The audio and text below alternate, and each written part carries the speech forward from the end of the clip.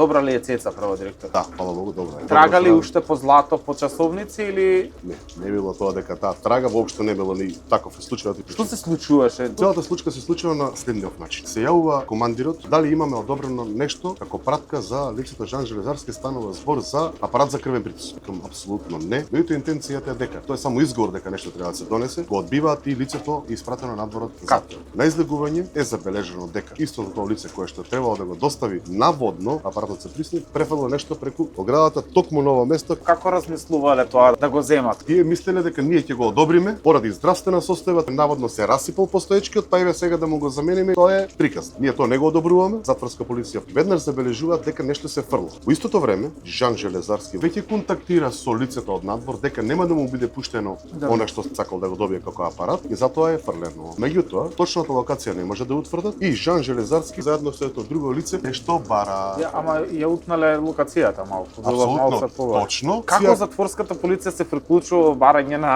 командирот од дојава дека нешто се случува е фрлено, тој ги упатува да проверат. На лице место го запитнуваат Жан Железарски со телефон. И тоа е грешката каде што тие не постапуваат. Тука почнува приказната што бараш, кучката Цеца ми го зеде часовникот